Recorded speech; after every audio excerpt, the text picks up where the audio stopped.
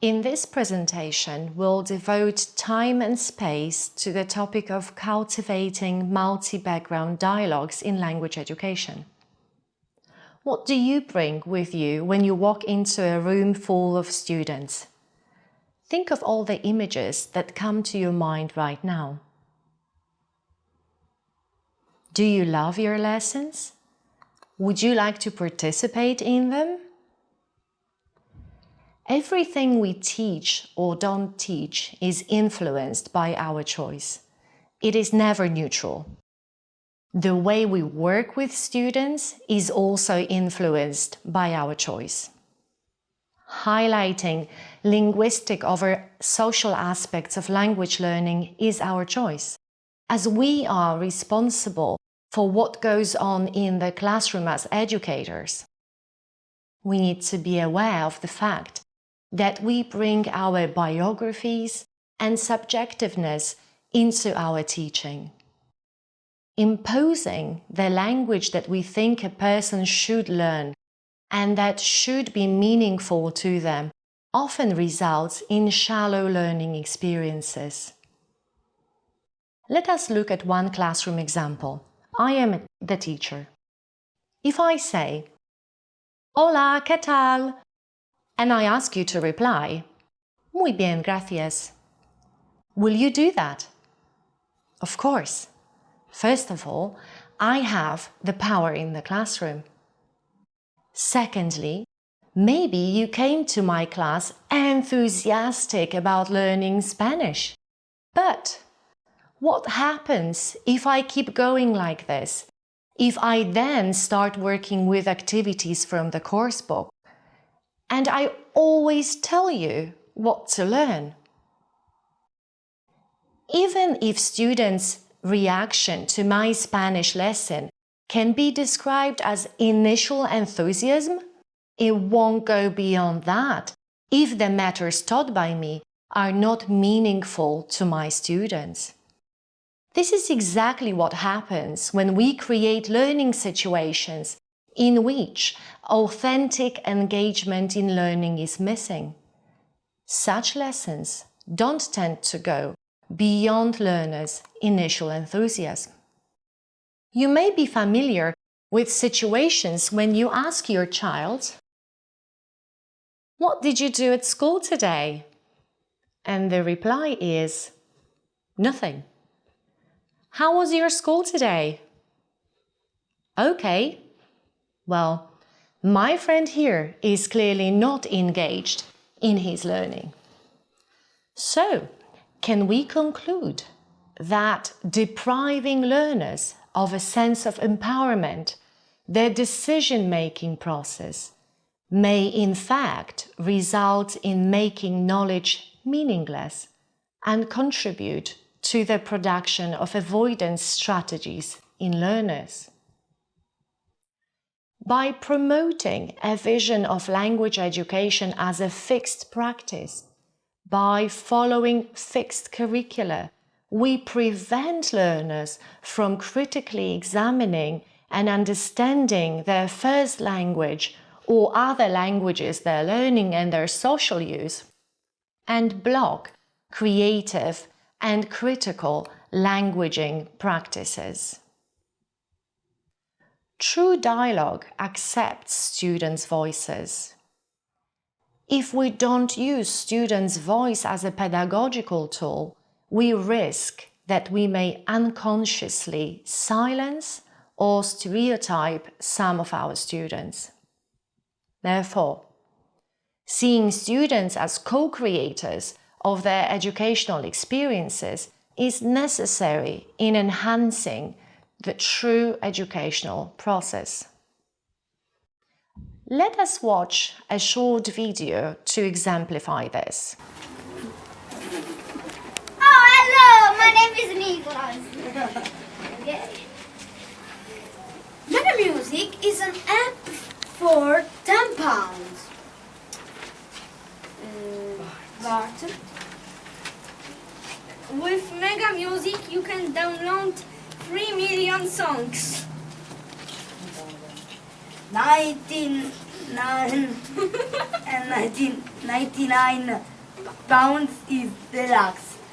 And now songs £100. This app is the best because the song are good.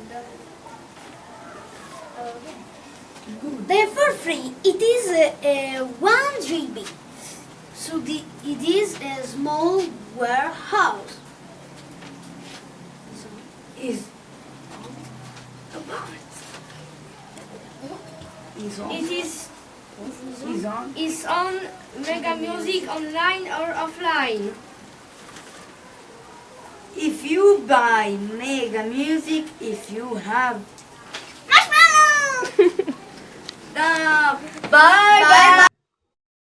What have we just seen? We've seen an end product, an outcome of a series of lessons with multilingual students age 9 who are learning English through using this language to plan and proceed with their learning in order to reach a desired by them outcome. We've seen students as co-creators of their educational experiences. The structure used by the teacher in this language project was simple. She gave an open task to students, knew what she needed them to learn, but within that she gave lots of flexibility and freedom for them to design their learning by deciding what to do, what lexical items they need to achieve their aim. They used dictionaries on their mobiles. They also made decisions about what they wanted to present as their project outcome. Have they practiced all 4 language skills? Yes. Have they learned new vocabulary and phrases during this process? Yes. Have they learned how to ask questions and negotiate what needs to be done using all their learning repertoire, including English which they were learning? Yes. Have they achieved success and had fun? Most definitely, yes. And finally, and more importantly, have they done much more than the teacher have asked them to? And the answer is yes again. So how is that possible? Where did the motivation come from? Perhaps from the sense of agency, from being able to make decisions and direct their learning where they wanted to. I will add that there were a few small groups in this class, and every single one of them was working on something different, and it all worked out. I acknowledge that it may not be easy to stand by and decentralize ourselves from being the sole holder of knowledge in the classroom. It may not be easy to allow students to bring their own content into the classroom, the issues they want to work on, their own learning materials. Sometimes it may not be easy to allow flexibility into our classroom, even though we know that when students take ownership of their learning, it becomes meaningful to them. Flexibility also means allowing alternative starting points for learning or using different modalities in meaning making.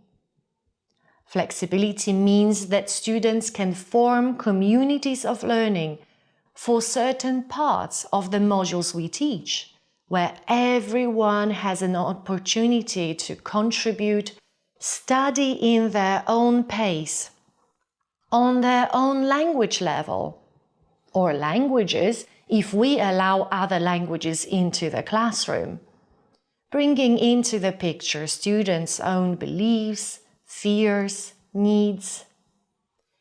When we allow this, then we can talk about cultivating multi-background dialogues within the learning communities we're building, because we add a layer of social languages, situated meanings, cultural experiences, and students' primary and secondary discourses into our classes. This costs us no additional work. We simply treat students as resources and initiators of learning, and support them in achieving their learning aims by showing mutual trust and respect in decision-making. Why do that?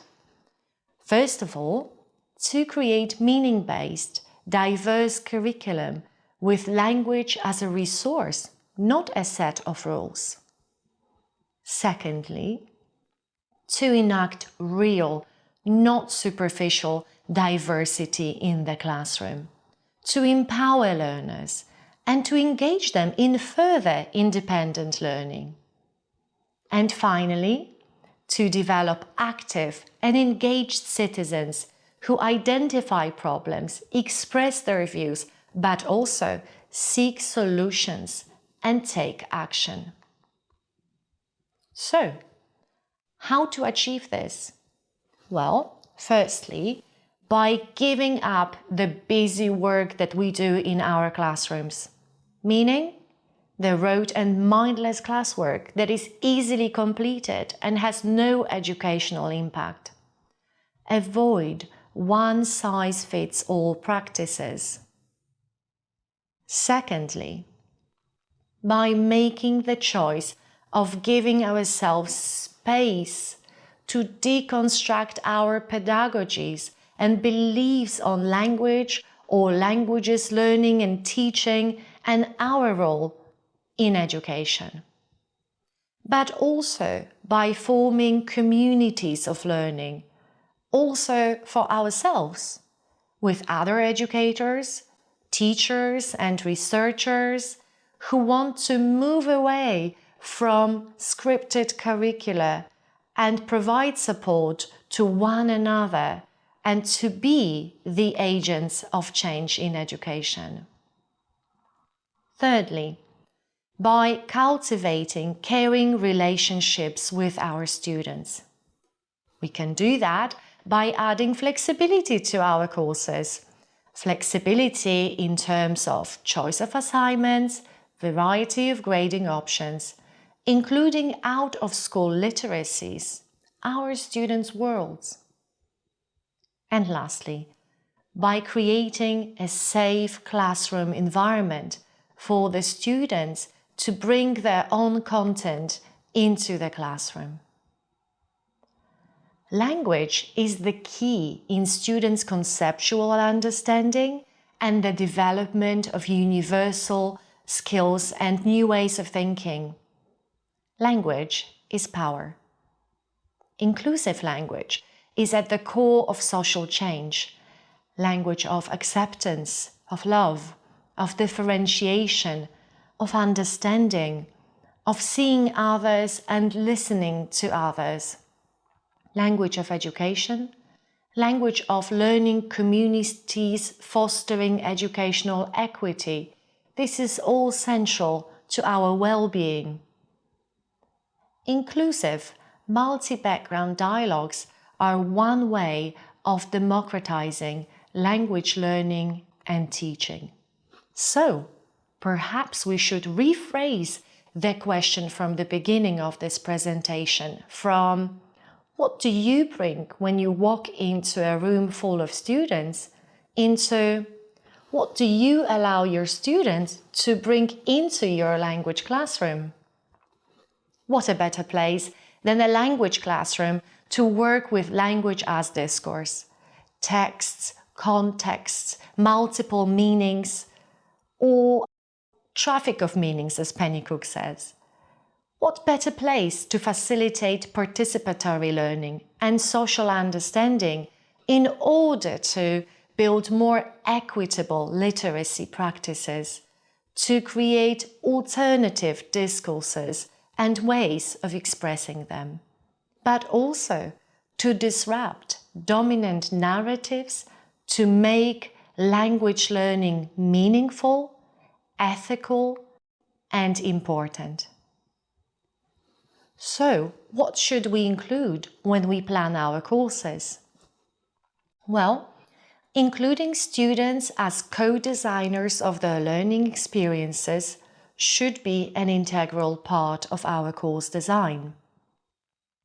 Teaching language that constructs and is constructed by the way language learners understand themselves and the social environment, their history, how they see the possibilities for the future, should be an integral part of our course design. Allowing students to engage in more than one language in our classroom should also be an integral part of our course design. Does it sound complex? Are you worried whether students will make progress? Don't be. Progress is reflected in the ability to communicate and demonstrate understanding. You will know when your students need more support. Education should contribute to the development of learners, not fixed lesson plans. So,